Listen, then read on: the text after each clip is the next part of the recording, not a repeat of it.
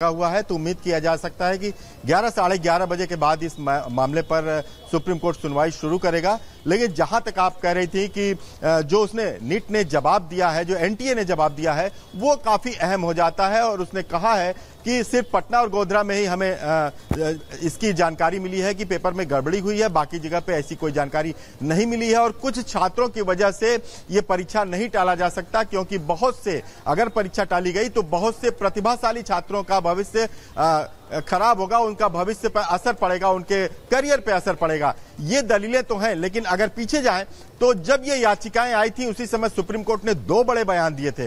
पहला बयान ये था कि कहीं ना कहीं ऐसा लगता है कि पवित्रता प्रभावित हुई है। दूसरा बयान सुप्रीम कोर्ट का यही था कि अगर 0.001% भी इस मामले में अनियमितता पाई जाती है तो सुप्रीम कोर्ट किसी को बख्शेगा नहीं। ये दो गंभीर जो टिप्पणियां थी, उसके बाद आज चीफ जस्टिस के बेंच में इस मामले पर सुनवाई होनी है।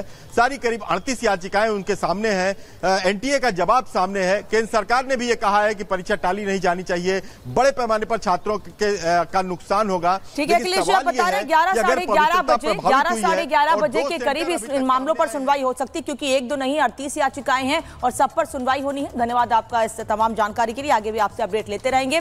लेकिन जैसा कि मैंने पहले भी आपको बताया कि 38 मामलों पर सुप्रीम कोर्ट में सुनवाई होनी है और देश के 7 हाई कोर्ट में अलग अलग जगहों पर इस मामले में सुनवाई होनी है। बता दें आपको कि छात्र एनटीए के जवाब से संतुष्ट नहीं है, इसीलिए कोर्ट का रुख किया है, क्योंकि उन्हें उम्मीद है कि कोर्ट से उन्हें जल्द ही न्याय मिलेगा। वोट देखें।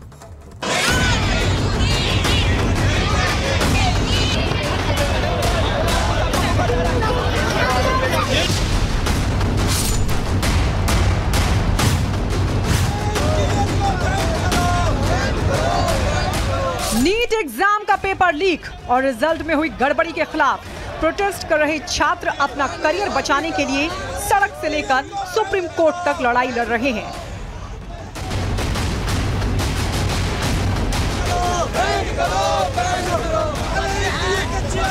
नीट में गड़बड़ी के मामले में सुप्रीम कोर्ट में आज अहम सुनवाई होने जा रही है। नीट यूजी एग्जाम 2024 के बाद से ही NEET paper leak, NEET cancel समेत जितनी याचिकाएं टॉप कोर्ट में लगाई गई हैं, उन सभी पर आज इकट्ठे सुनवाई होगी।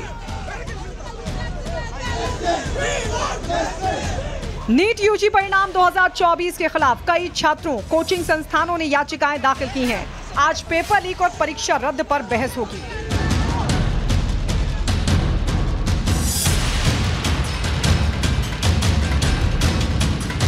नीट परीक्षा लीक से जुड़े सभी मामलों की सुनवाई चीफ जस्टिस DY चंद्रचूड़ की अध्यक्षता वाली बेंच करेगी। नीट यूजी से जुड़े मामलों की सुनवाई अभी तक सुप्रीम कोर्ट की वेकेशन बेंच कर रही थी। बेंच ने सभी याचिकाओं की सुनवाई के लिए आज का दिन निर्धारित किया था।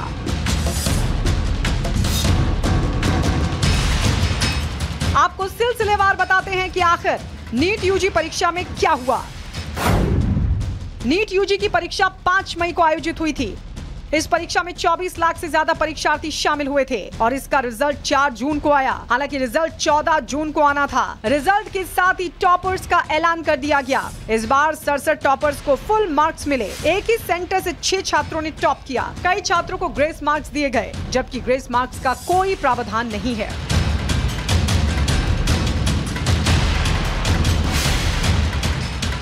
वहीं रिजल्ट जारी होने से पहले ही नीट में गड़बड़ियों के आरोप लगने शुरू हो गए थे। रिजल्ट के बाद पहले ग्रेस मार्क्स विवाद और उसके बाद पेपर लीक ने तूल पकड़ लिया। अभी तक पेपर लीक मामले में कई गिरफ्तारियां भी हो चुकी हैं। मामले की जांच CBI को सौंपी जा चुकी है।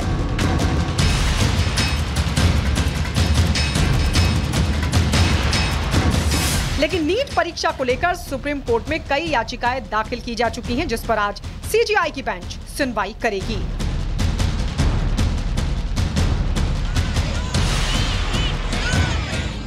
बहरहाल नीट को लेकर राजनीति भी शुरू हो गई है। तमाम राजनीतिक दलों ने इसे लेकर सरकार के विरोध में अपना प्रदर्शन भी किया है। वहीं छात्रों में भी इसे लेकर सरकार के प्रति नाराजगी साफ दिखाई दे रही है।